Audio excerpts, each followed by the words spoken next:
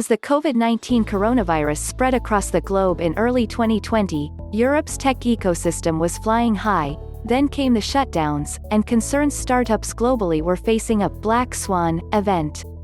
Instead, as an annual State of European Tech report from venture firm Atomico, event host Slush and law firm Orrick found, investment in European startups reached record highs in 2020, though barely. And with the UK grandmother the first to receive a vaccine earlier in December, some investors and entrepreneurs are looking to the future even as they brace for short-term challenges.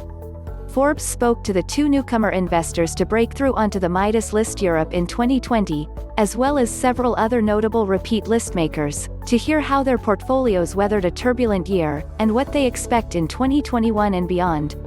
Johan Brenner remembers the dot-com bubble's crash all too well. The entrepreneur had just sold his startup to E-Trade in the 1999 peak, only to launch his investor career in mid-2000 as the ecosystem came crashing down. It was a nuclear event for the European tech ecosystem, worse than in the US. Everybody got burned. There was very little money going around. Today at Creandum, the Midas Europe debutant at No. 23 says the region's startups were better equipped to weather lean months due to a few factors: the cost of operating a business, the breadth of cities churning out promising tech companies, and the better depth of talent. The Stockholm resident notes that years ago, Nordic startups like Skype and Spotify were the talk of the industry. Now, they're a proving ground.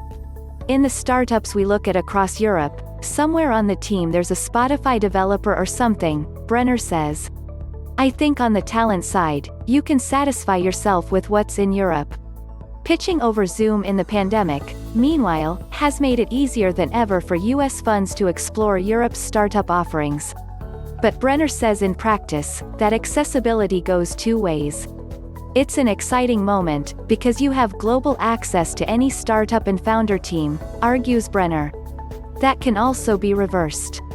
We look at companies, across the pond, as well, to try to find out that when we are looking at a company in Europe, we're backing the best company in the world. At Sequoia, Midas List No.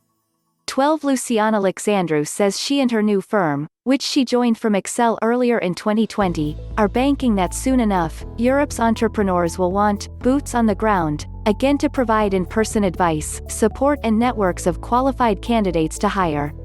That also includes their expansion to other regions like the US and Asia, where Sequoia hopes its local funds can prove an advantage for European founders looking to establish sales presences.